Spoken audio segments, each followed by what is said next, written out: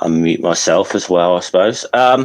Okay, good evening, or good morning, or good afternoon, wherever you may be. It's Jeff, aka Godless Scummer. I have a guest on tonight. She's new to the community. She's Esther, but she goes by the African Humanist. I've been checking out some of her videos over the last sort of few days, and I've been since she popped up in the community, I've really wanted to get you on.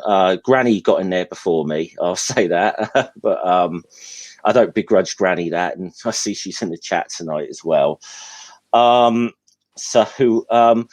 just to say, you were introduced on Granny's channel, like, and you said your name was Esther. I was like, I bet you had religious parents, and the reason being is that my ex-girlfriend's name was Esther, and she was given that for the very same reason. So I guess correctly, I assume. So how you doing today, anyway? I'm good. It's been snowing, so it's freezing cold. You've been Freezing getting the cold. snow. Yeah, we've got lots of it. Lots of it. Yeah. Yeah. I mean, we got a little bit down here, but I think the worst of it sort of went over the top of us. Like, so we got like a little dusting yesterday, and then it sort of, thawed very quickly. So I guess I'd want to start really by asking a bit about you, and really I suppose in a way, getting into your journey from Christianity into being, where you are now as an atheist and a humanist. And so I don't know if you want to just take a little bit of time just to really, I suppose, just tell us your story. So Okay, so I'm 41 years old, right? And me all too. my life. Are you 41? Yeah, I'm getting old. I don't know I about know. you, but I'm I'm feeling it. getting So old. I'm feeling it. Anyway, so I've been religious, born in a Christian home. I've always ever gone to church on a Sunday. It was the routine. It was part of life. You woke up on a Sunday morning in your Sunday best. You reserved your best clothes for Yeah. Sunday, right? And Africans have the African clothes special Mm. for the African. On a Sunday when you go to church, Yeah. it's as good as going to a party. Mm. And yeah, I've always known just every Sunday going to church. And so I came to the United Kingdom about 19 years ago, nearly 20 years ago. Yeah. And when I came to the United Kingdom, I carried on going to the African version of church Mm. because we were told that the English people don't know God. Their God, their devil, that's devil worship. That they don't know God at all. That what they're serving is different. But we are close to God. We are the ones. We had the direct contact to God, and so I carried on going to the African version of church. And I had moments of going in and out. When you backslide, you know about backsliding, do you? Yeah, I know the term. Like if you sort of go away from the church a little bit, or and not necessarily living the good and proper Christian way, and then you like, oh, I'm backsliding. I've got to get back. Got to get myself right with God here. I've I heard the had term. I had my moments of backsliding. I was in and out. I was always in and out, and yeah. So I got married, and it was the will of God, right? Will of God, Mm, and but it was a horrendous marriage yeah. because there was physical abuse, there was Oh no. all forms of abuse, and I was in this marriage thinking, so hang on, is this the will of God for me? Is this what God really? Okay, so I remember one time in one of the churches that we went to at the time, this man guests, they call them guest ministers. It's a pastor who's been invited from a different Yeah. church. He came, and after the service, the pastor said he wanted me and my ex-husband to go and have a meeting with this person, with this guest minister. I didn't want to because I was never one for I never liked things like laying of hands or telling me what's going to happen in the future. And I've always been a skeptic, always been, Yeah. I question things.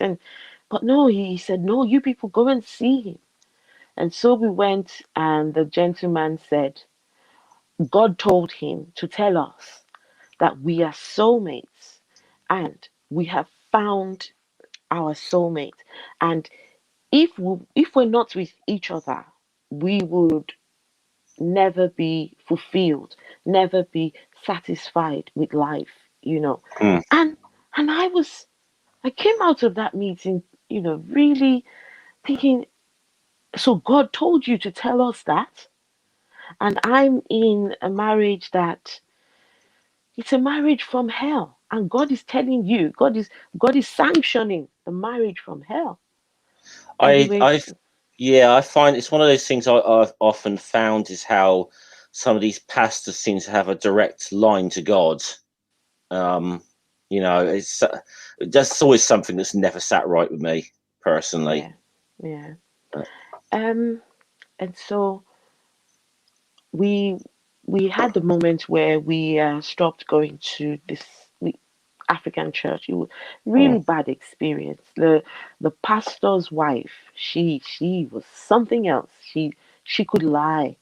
This woman would stand on the pulpit and lie. Because mm. I used to go and fact check. When she speaks, I would go back and fact check. And I knew that she was just lies. And we had enough of the church. And I said, I'm done. I'm done with the whole African church and everything. And I decided I was going to try the Church of England, local to Mm. myself, really close, just 2-minute walk, and I'm in church. And I started going. And my husband at the time, he came along and he said, no, no, no, I can't do this. This is not for me. It's too boring, and he just couldn't adjust. It wasn't something I for him. I might agree with him on about the C of E being boring myself, but so I guess it could be a good little question then. When you go into C of E, what are the big what are some? Because I don't really know much about African church. I did tell you this little story just before we went live, and I'll just retell it again for the chat's benefit. That my only real experience with African Christianity was that I had to go to. It was years ago. I had to go to an event at a community centre in, I think it was Finsbury Park in London. And I ended up getting there a little earlier than I should have done, and there was a Nigerian church group there, and they seemed like very nice people. Were very, I mean, they were all like wanting to get me in and pray with them, which I was trying to like, I don't think so. I mean, I So I just to explain about myself quickly. I was an atheist, and then I was a polytheist for a few years, and then ended up becoming an atheist again about 2.5 years ago. But but yeah, but they were very nice people, but it was all very much like the pastor, like the laying on of hands on the head, and like that, let Jesus enter your soul, that repetitive. And I mean, so was that what your experience of like African Christianity was like? Absolutely. So Now, the African church, when you say church, church is church. yeah, The yeah, church becomes your life. mm, That's the way church is run. I remember one of the pastors saying every week you had to be in church at least 3, 4 times during the week, because he said you cannot exist in his mind. Being in church is equivalent to being close to God. yeah, So when you're not in church, you're far away from God mm, and you have no power, right? So it's all about power. It's all about, everything is just very extra. And mm, so when you're not in church, you are far away from God. And even he used to begrudge people who took on extra shifts. So people who want extra shifts for, a bit of extra money. He didn't like yeah, that at all, because he then would turn around and say to the members that you love your job more than you love God. Your job has become your idol. yeah. So I that's the church becomes you church, everything is yeah. all It intertwined. everything revolves around the church. I don't suppose he would have minded extra donations though. Just didn't want to. Yeah, I'm guessing. But um of course was they that? like of course they like the extra donations, Yeah. but because I think because the church was small, Mm, so when not many people, if people don't turn up, you notice. yeah, and But it's talked about. Yeah, if yeah, it was a large gathering, I don't think they would really mind. But because it was a small, you know. So when I started at the Church of England, there was a big difference in that you came and went as you like. mm, You and church are not so into the church is not, they don't take over your life. You can think, you can breathe. yeah, And I found myself, they just carried on going. It was boring, but at the same time, I felt like I could be me. I could express. There was just something I felt really free to just be me. yeah, And that's when the question started to come. Why the contrast? Why are them two so different? And so I started to compare and contrast. And the good thing is, the priest, he was really, really nice. The priest and mm, the deputy priest, I would have meetings with them. They would allow me to come, sit down, have a chat, 1 hour, 2 hours sometimes. And when my marriage broke down, the church were they were 100% behind me. yeah. And so when I started to ask questions, when I started to, realize that this thing doesn't make sense. Mm. Now, number one reason I why, just want to. I'm sorry, I was just going to make a snarky little comment there, but the Church of England had better not be against divorce, considering how they come into existence. okay, so I will tell you, I will tell you when I started questioning, because I stayed in the marriage longer than I should have Yeah. because of what that gentleman had said. Mm. He had said, that's your soulmate. And without this person in your life, you are lost in this existence. If you are not with this person, you are lost. And My ex-husband always dangled that as a, bait, saying, Yeah. "You can't leave me." You remember what the man said? The man said, Yeah. "It's me and it's nobody else." So I had to take abuse because the man said he's your soulmate. And that's why if you look on one of my videos talks about soulmates, because now Yeah. I don't believe in soulmates. No. And when I went to the Church of England, they said the Church of England does not permit divorce, but where there is abuse, divorce is permitted. They said we stand behind you on this Mm. because there is clear evidence of abuse. I had to get a restraining order. I had to. It That's was a awful. mess, Yeah, that's yeah, and that's and so when that's the really when the awful to go through. I can't imagine what you were going through. now I will tell you this, right? To think that I stayed in that marriage longer than I should have because this prophet had told us that we were soulmates. The day I pulled the plugs on the marriage and said, enough, my ex husband was married, well, right now, married within 6 months. He was married. Mm.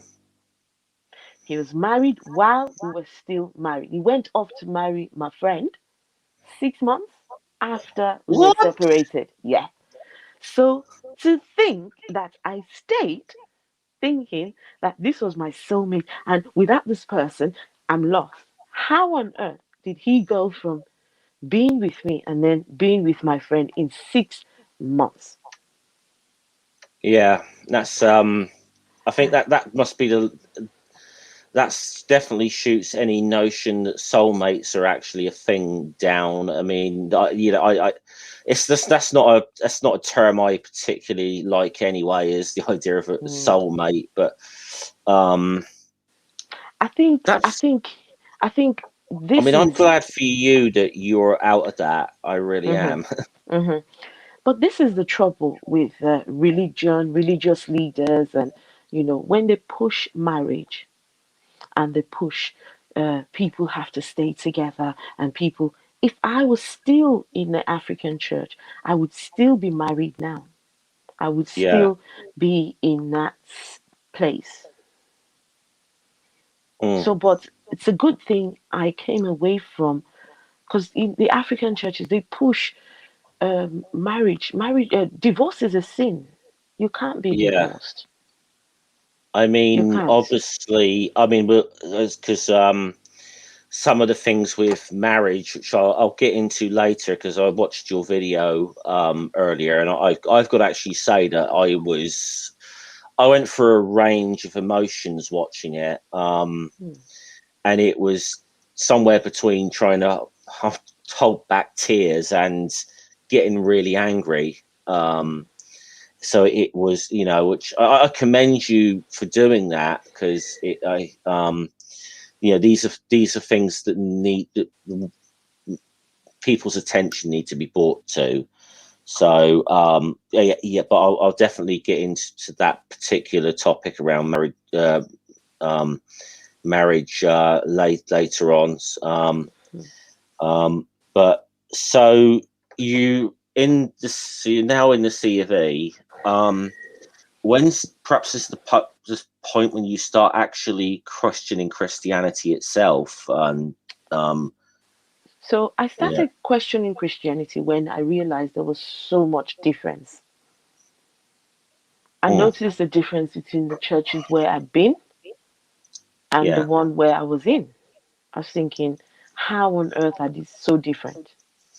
And when I go online and I see preachers, how are all these people claiming to be of one religion, but yet the difference is just a lot.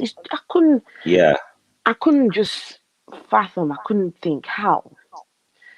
And during, I started to ask a lot of questions, but then I decided that I wanted to do more in the church.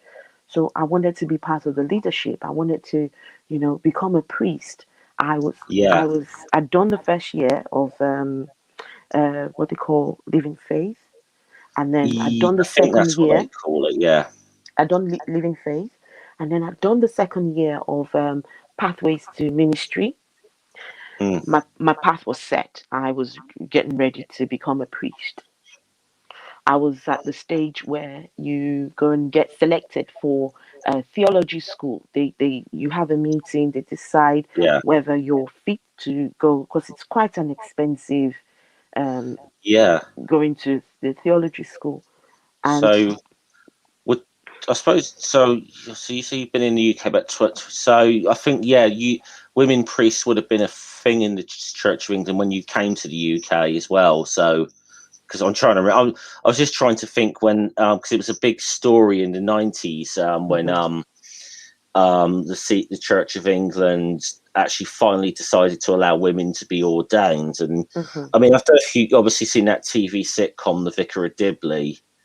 Oh yeah. Um, yeah, but the thing is, it seems very tame now. But when that started, that was such a topical show because it started like just a few months after the Church of England had allowed women to be ordained for the first time. And although yeah, I'm not particularly, I've got my issues with the C of E that it's I know. took them that much longer then to like have the argument about whether women should become bishops in there. So it's there's still very much a glass ceiling for women in the Church of England. Mhm. But so sorry to go back to your story. So you really wanted to join the clergy, and Yes, yeah, I was set, and in fact, they haven't closed the case. So if I decided today, oh, you know what, I'm done. I want to go back. I still have an open file with them, but it's not going to happen. yeah, Not so. I got to the stage where okay, the priest let me know that the bishop had sent an email to all the priests, right? mm, I have a copy of that email you sent to me. It's in my. Now, there was a drive. They needed to recruit people from the black and ethnic minority into leadership because, according to my vicar, he said the leadership of the church was too white. okay, White male, middle-aged men, right? That made up yeah, the leadership of the church, and so the priest they were sending emails and letting them know if anyone comes and says they want to be part of lead, just get them in quick, get them yeah. in because So we want to change the leadership of the Church of England. So when I went to them and said, "Oh, I want to," listen, they were happy. they couldn't get you in the door fast Come, enough. Yeah, because they were. I was black. I'm a woman, Hmm. and so I fit the criteria just perfect. Yeah, I said that's just what they were looking for. Um, And so when I started to have these questions, I had to. There were lots of things that stopped me from being an atheist sooner. And one of them was, oh, but I'm going to disappoint the church. The church are trying to recruit more. I said, okay, maybe I could be an atheist and still be a priest, just pretend. And, yeah, I just, and then I had I think guilt. I had yeah, moments of guilt. I was saying, but these people are so nice. They helped me through my divorce.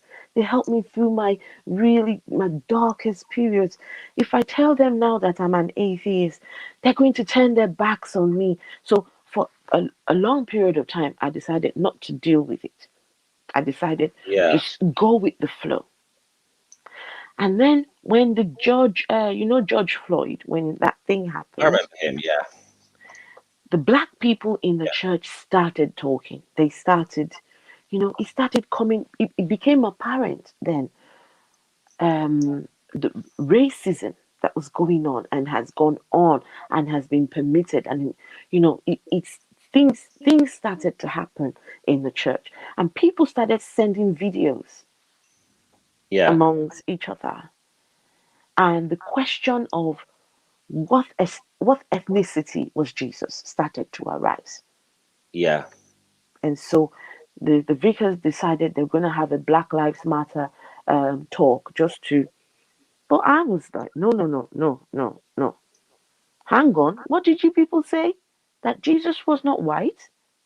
So I went and I had a meeting with the vicar. The two of them had two separate meetings. In fact, four meetings actually.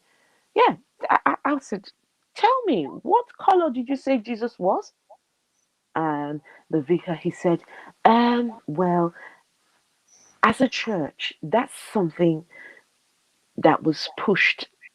And Jesus, in fact, was not white. Huh? mm, What? He said, no, the church needs to apologize for that. I'm like, hang on.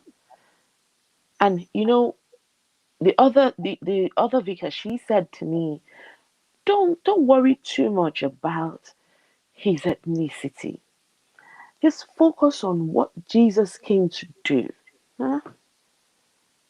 And then the gentleman, he said, think about that. Some people, what they do is they think about Jesus in the image that they want to see him. Like he yeah, said, some people actually believe that Jesus was a black Rastafarian. And yeah. I'm sitting there looking at him thinking, huh? I've actually seen the churches with the like the shrines. So there's a big picture of a black Jesus or a Hispanic Jesus, or Nah. you pick an ethnicity. There is a probably a depiction of Jesus in it's that ethnicity. So In Africa, yeah, when I grew up, when I was growing up, going to church, we were shown a picture of a white man, blonde hair, blue yeah, eyes. That was the picture, that was the image that I knew. So I was 40 years old when I realized that Jesus was not white. And you're telling me that I should think of him as a black man. I told them it's not working in here. When I close my eyes and think of Jesus, I see him, the image that I was. And they're telling me, oh, the church need to apologize. I'm like, the church have a lot of apologizing to do yeah. because because in my church, the one I was going to, they had lovely, beautiful glass. You know the glass, the stained Stained glass, glass, yeah, stained glass, yeah, beautiful, beautiful. But the images, you need to see them. They are of a white Jesus. Everyone there looking so, and you're telling me that this, all what you got here, is wrong. I couldn't sit in there anymore. When you're telling me that this is wrong, you're telling me I should pretend that this here doesn't matter. It yeah, matters. It matters.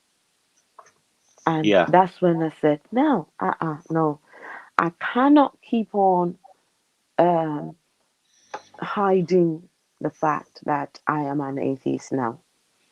And mm, part of the things I would tell you, YouTube was a very big part of me being an atheist. oh, I watched tons and tons of videos. I was online. I was watching everything. On a Sunday, I'm glued to my phone or my tablet. I'm on the Atheist Experience. I'm on Talk Heathen. I'm on. I discovered Aaron Ra. Found all these people, and that's I was just hooked to these people. And I yeah, remember seen one of Matt Dillahunty's one of his videos, and I saw Granny.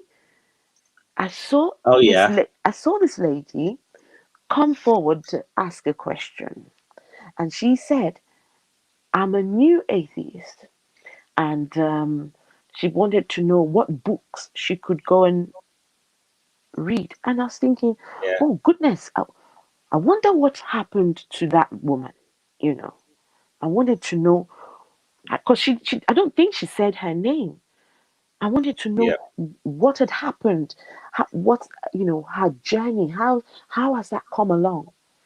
And when I found her on YouTube, God bless Granny, I was yeah. yay!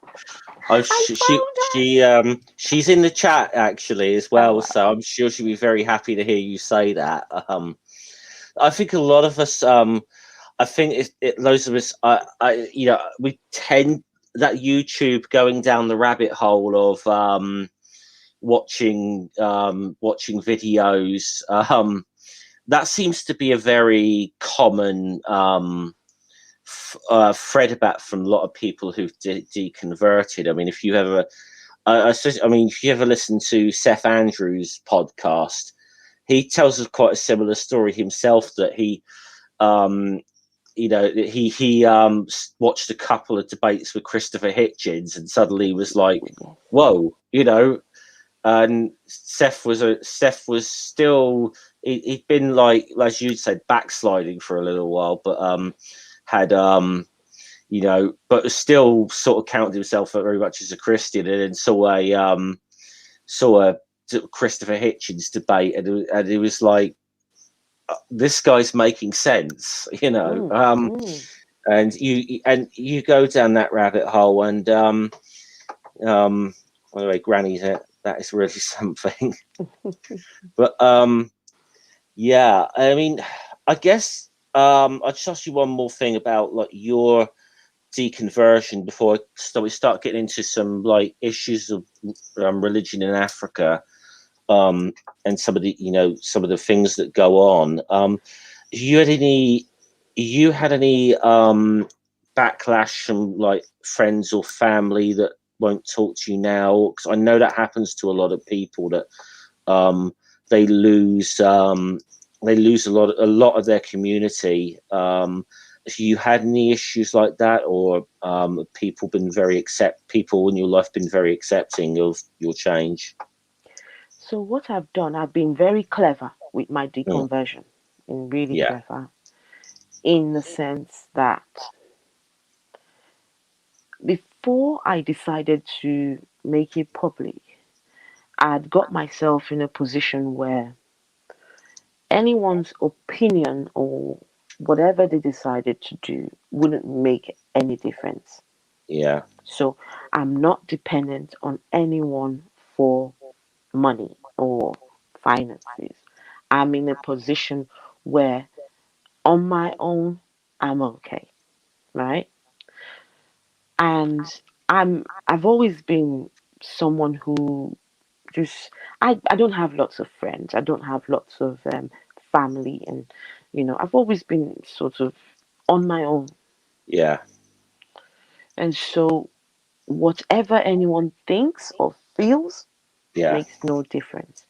But saying that, I have had a bit of backlash in yeah, that because I made it public. I put it on Instagram and yeah, I put it on my Facebook. It says I don't believe this thing anymore, and I am now an atheist.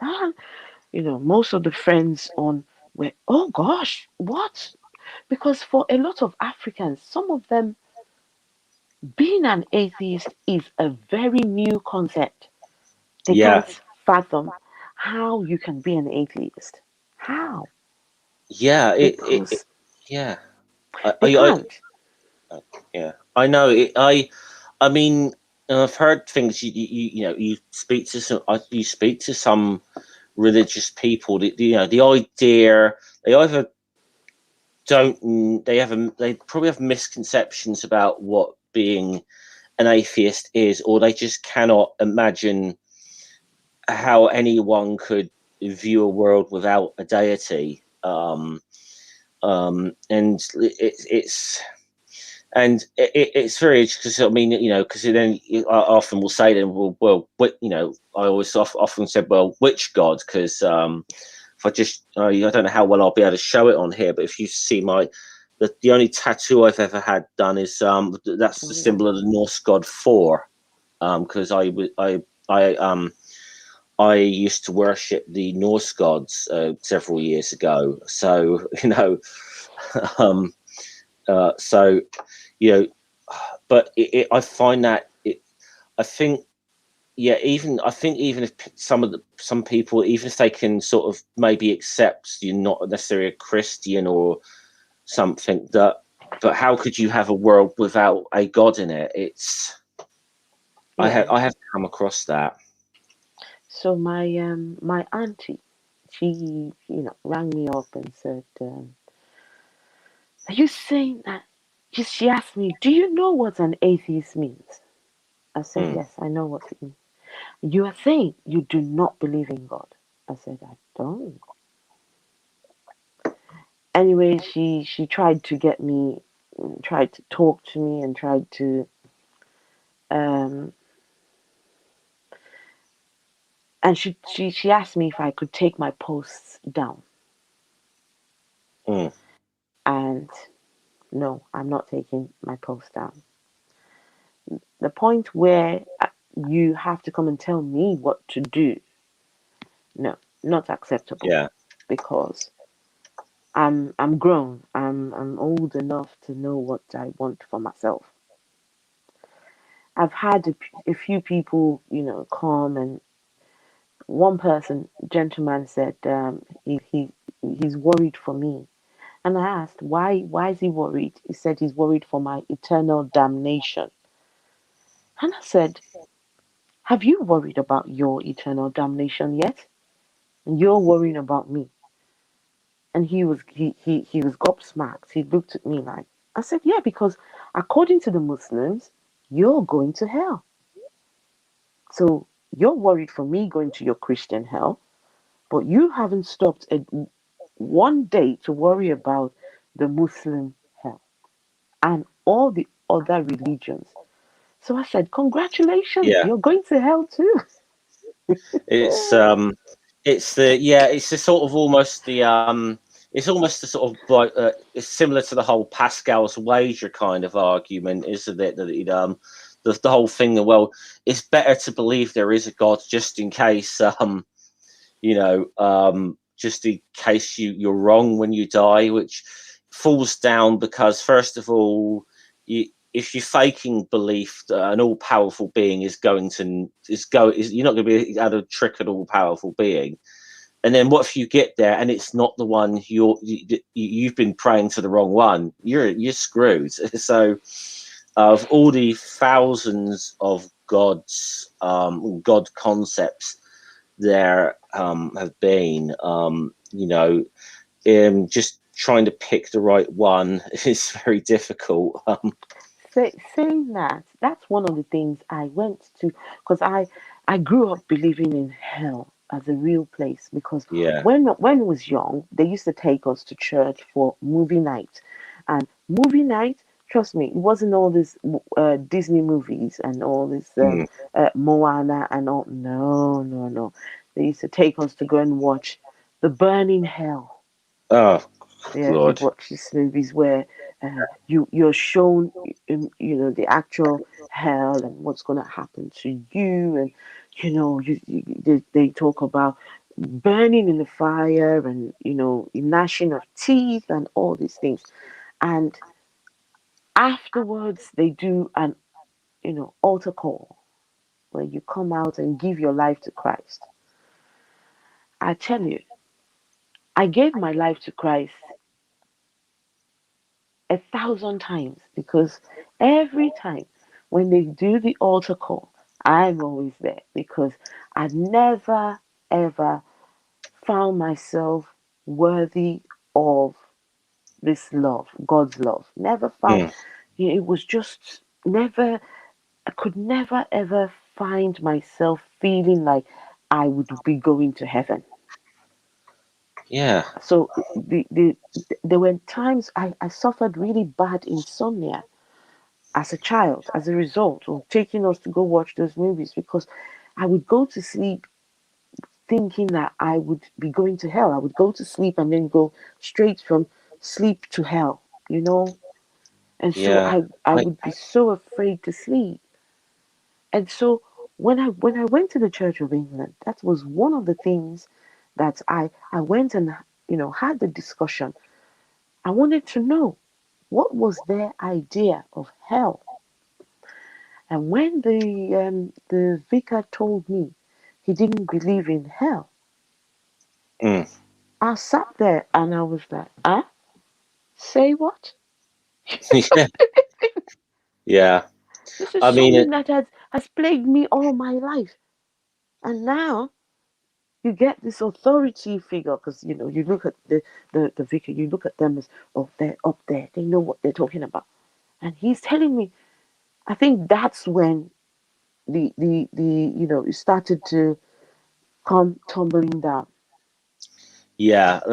I mean, it's strange that you often quite hear that from a lot of atheists that were religious, were Christians or something one day, even years after they have deconverted, they still can have nightmares about hell, and I think it's one of the most sick aspects of Christianity in particular, I think, and is this just this fear put into you that, and as I said, you're trying to live up to an impossible standard as well that Christianity sets for human beings. It is an impossible standard. Mm. Um, it's a really sickening thing.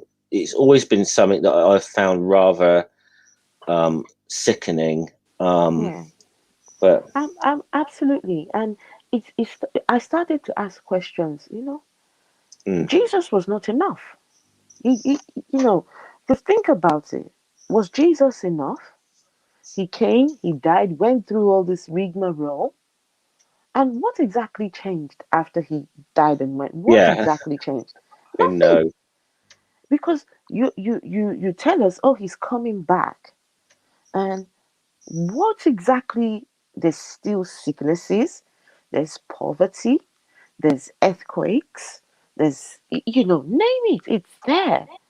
So, what exactly did Jesus really come to do other than kill himself, to please himself, to it's create a loophole for yeah, us to? It's just crazy.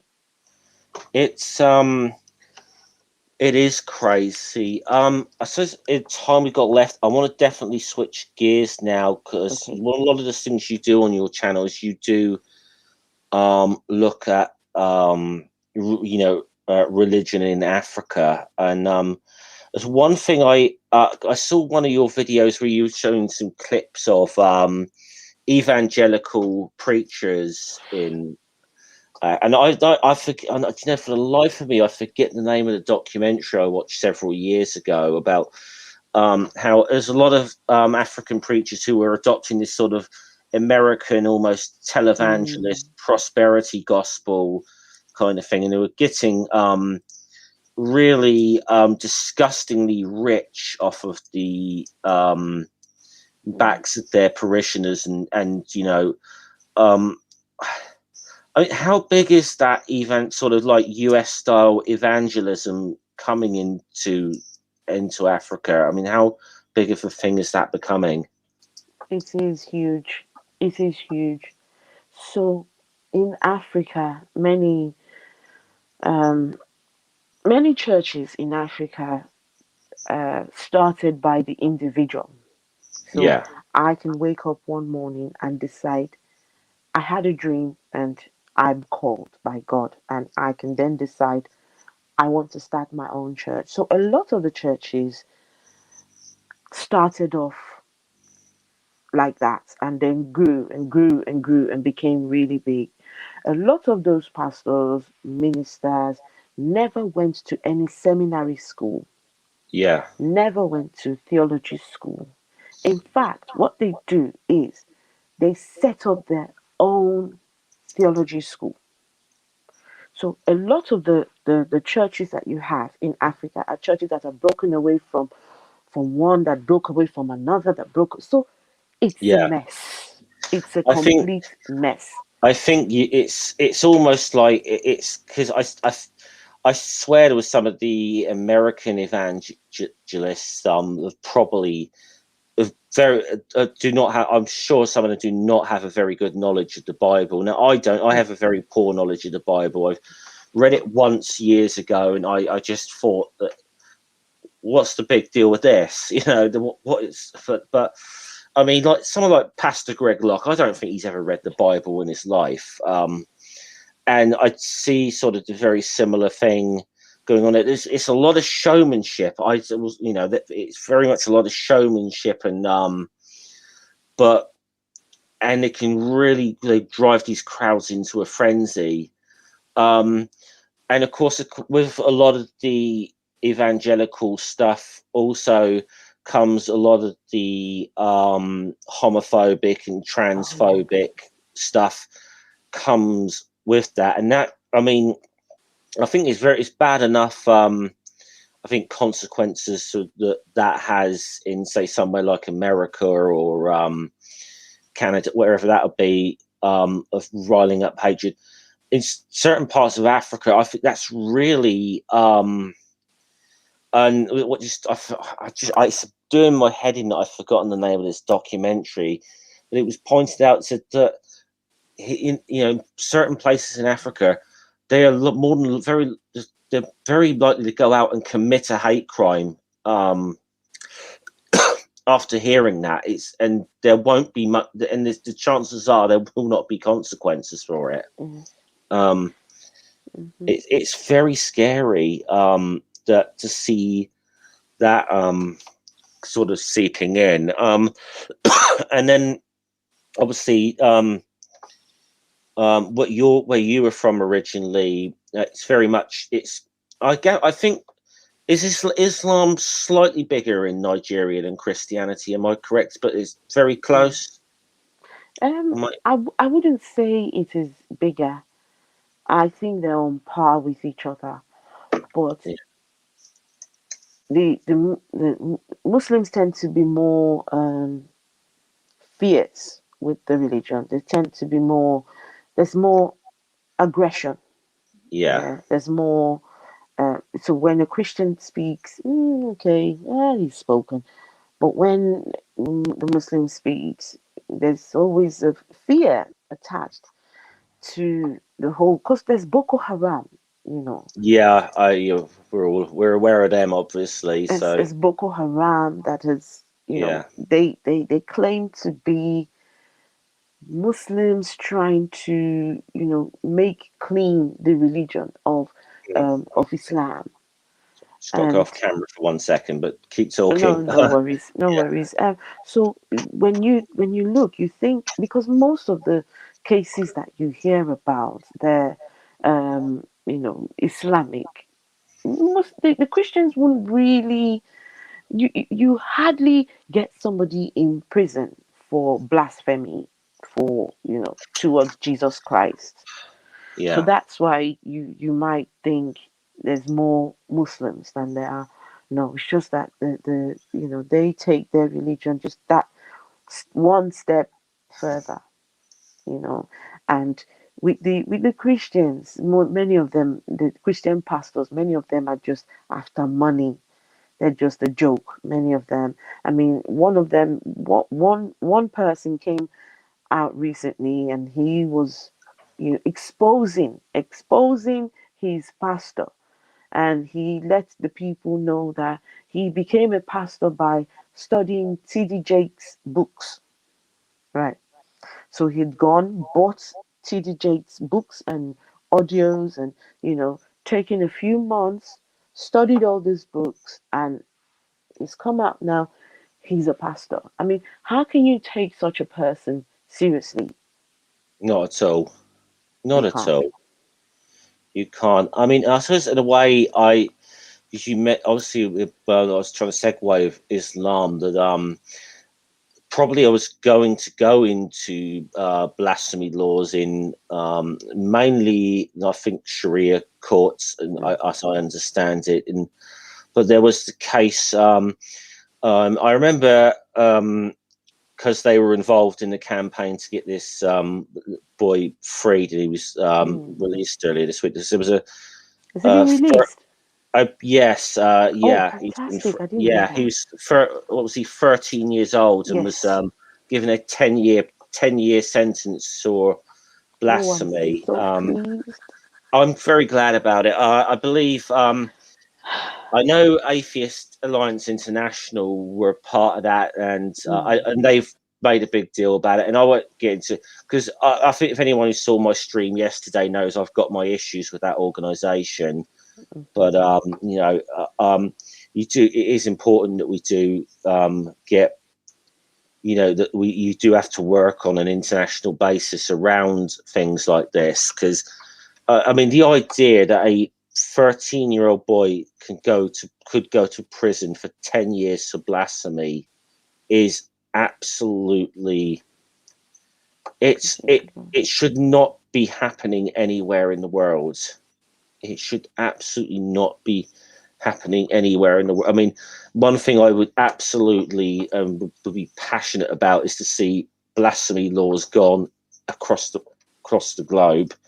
Um, I mean, if they're pretty much, I think they're pretty much gone in the UK now. And I think the last few times there was any prosecutions, they were like private prosecutions under Mm, blasphemy law, and it was generally people like Mary Whitehouse taking some TV program or something to court for being blasphemous. It was, it was a lawsuit. It's more closer to a lawsuit than an actual. They get a fine. That was, but um, what what else was I going to segue onto? Now you did a video earlier today, um, which I mentioned earlier. I got very, and I actually got an emotional thinking about this right now. And um, level of child marriage going on is, this is forced child marriage. Young girls are being forced into marriage at like 13, 14 years old. It's, I can't even put it into words. Just watching your video, I went through the whole thing of wanting to cry, but also get really angry at the same time. But I don't know if you could just touch on that a bit, and what some of the issues are, and what we what could be, what you feel needs to be done to put an end to this. So I started doing a course, counseling, right? So like I would like to be a therapist, a secular therapist by the time I'm finished. And I started to study about what's his name, Freud, right? Yeah, Psychology and Freud, and learning about children and how your development as a child affects your personality, and how you then go on in life. mm, And many of these religions indoctrinate the children from when they're very young, which I was a very clear example of that. And so you see cases coming up, um, like the one I did yesterday about that young yeah, guy who was yeah. in school and what Oh, happened with him.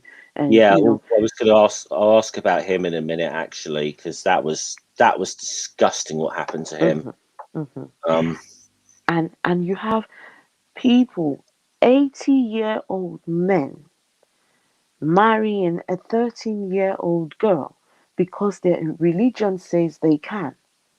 mm, My fight is the child. You see these people do all these things and nobody cares about the child. This is the future generation. This is the so I consider myself middle age. A mm, time will come and I'll be gone. But what about the children that we're leaving behind? What about the children that we are, you know, and we look at these children who are vulnerable, who cannot, and the adults who are supposed to be speaking up are the ones perpetrating this evil in the name of religion. So I can't do much. I really can't. I cannot do much because this thing is part of culture, it's part of the society, it's part of, but I think when people start speaking up a bit more, maybe some people will start to wake up. Maybe we will feel the effects in 10 years, in 20 years, yeah, maybe, you know. So if for now, if I can speak on my YouTube channel, and yeah, maybe one, two-person hears it, or I can sign because I've put the links to the change.org, right? If it's a yeah, signature, no matter how small, like the case I talked about yesterday, the case is in court. I think when these people start to realize that the case is no longer within Nigeria, it's gone global. People outside are looking to see whether this child is going to get justice or not.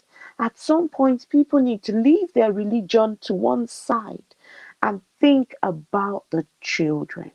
yeah. So Sorry, I that's my just goal. remembered that I had that petition thing up on my phone. I'm just going to cut and paste that into the live chat right now. So if anyone wants to go and sign that, they can. It doesn't take you more than a couple of minutes, and so um, and Gramsci, the link to the African Humanist channel is in the description of this stream, but I'm sure one of my mods will very kindly put it in there shortly as well. So I guess what was this? We touched on this young boy Don Davis. Hmm. That was sickening. And you said this particular church, this is particular church, something you're very familiar with. Yes. These people, aren't you? This was the same church where they used to take us as children to go and watch um, the burning hell.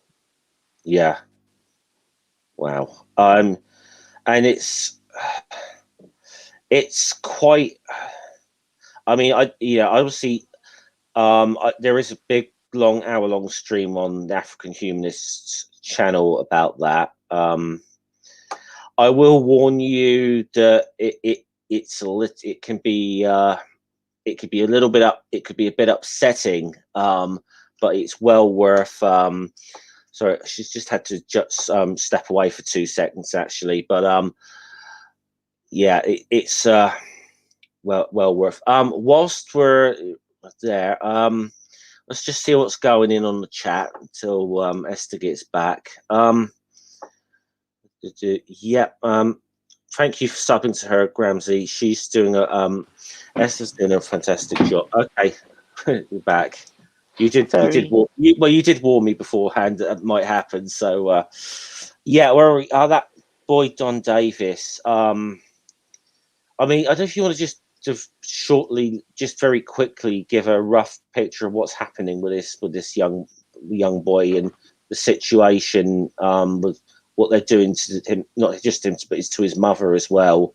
Mhm. I don't. So I saw the case online. This lady came out and said, "Look, somebody help me. My child went to boarding school, and he went to this religious school. Um, so when I was going to this church many years ago, they didn't have schools, but now they have schools, which is it's ridiculous. Yeah, And this boy went to school, and within a space of few months, he was abused, both physically, sexually, And his mom came out and said, Hold on. this has happened to my child in this school. But instead of the people to listen to her and to empathize, but no, she was getting death threats. She was getting abused. She was they say, how dare you speak about a church? How dare you speak about this issue? Someone told her that she would die before the 20th of January because she dared to speak about the church. Anyway, so what she's doing now is she's speaking. They've had to go into hiding while the case is being heard in court, because now she's taken the case to court, and as much as possible they want to gag her and not, make her not speak, because they're saying, oh, she's only after money. It's only money, but nobody's thinking about Don Davis. Yeah, They're not thinking about this boy. She made him sit, and because the laws that we have, that in the UK, in the US, in the West, in Nigeria is completely different. If you have money, you rule. If you have money, if you haven't got money, nobody cares about you. But because the lady has been vocal, she's been on social media, that's why she's got the attention of people. People are listening, So, I mean, I cannot just sit, fold my hands, and just, pretend, it's nothing to do with me. My children are here in the UK and they're fine. Oh, but hang on a second. That's a life. These are people. And if I call myself a humanist, yeah, that should be something that I at least should be able to speak about. I may not be able to help with anything, but and I think what really got me was when one of the religious figures, this gentleman called Reynolds, called Don Davis's mom and told her, go and apologize to the church for what you have done. How dare he? How dare this man? And so I guess I started following him on Twitter yeah, to let him know how I feel about him, because he says he's a religious person and nobody should speak about the religious leaders. I, yeah. Um, okay, so I'll just wind it up. I mean, going forward, I mean, what is it? I mean, you got anything coming up on your channel? You want to give everyone a sort of preview for? Of so right now I'm working on a video. It's about a pastor in Nigeria and his four wives. yeah, So okay, he's got four wives, and he wants an official girlfriend on top of the four wives. And he is a pastor. wow. He I runs don't even think some of the American televangelists would try to pull that one off. Wow. he runs this church. It's called the polygamy. It's a polygamy Oh, it's yeah, poly polygamous. something church. Poly- So he's got yeah, like the Mormons used to practice polygamy to boost their numbers at one time. I think there's one sort of breakaway sect that still does. I'm not mm, entirely mm. sure about that, I've, but I've seen that on Netflix. This yeah, three the people that have many wives. I yeah, think what I want to do with my channel is just talk about the ridiculous things that happen because of mm, religion. Because I'm under pressure to come back into faith. I'm under pressure to, oh, you must come back. Oh no, someone said they're not accepting me being an atheist. It's not acceptable. So I want to show them how ridiculous their religion is.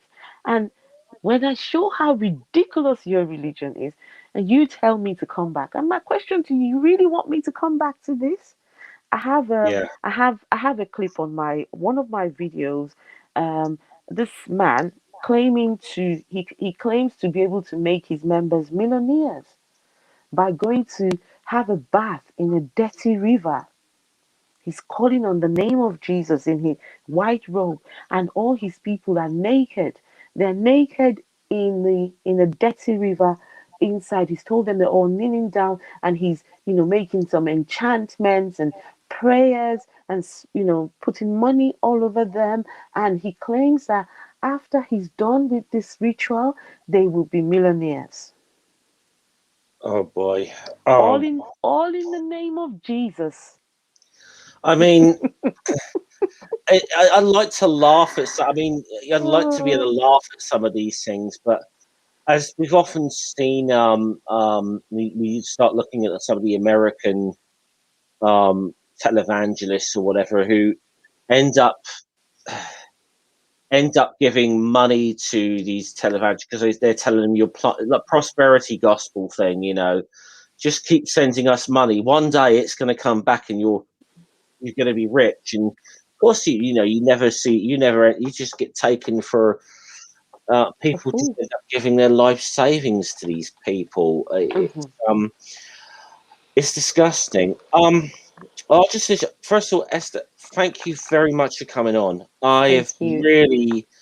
I've really enjoyed talking with you and listening to you for the past hour, and I feel you do a fantastic job on your channel, and it's I always feel it's like it's our responsibility in this community to try and help raise voices like yours, because you are doing something that's quite unique. And you said earlier that you don't have an awful lot of like friends and community or whatever. Just be known, you do. It might be online, but you do have friends in the community now, and I hope you know that. So with that, thank you very much once again for coming on. Thanks to everyone in the chat. So I'm sorry I've not been able to keep. You've been very lively in there. I haven't been able to keep track of it a lot of the time, but thanks for coming along. Links to the African Humanist channel is in the description. I'm trying to think. I don't know when my next thing on my channel is coming up. Possibly sometime this week. Now, last week we did a little thing going through Pastor Greg Locke's Twitter. I'm thinking of doing a similar thing with Kevin's, going through Kevin Sorbo. By the way, I think Granny shares my sentiments there. So, thanks everyone for coming along. We shall see you guys later. Okay. Right. Salute.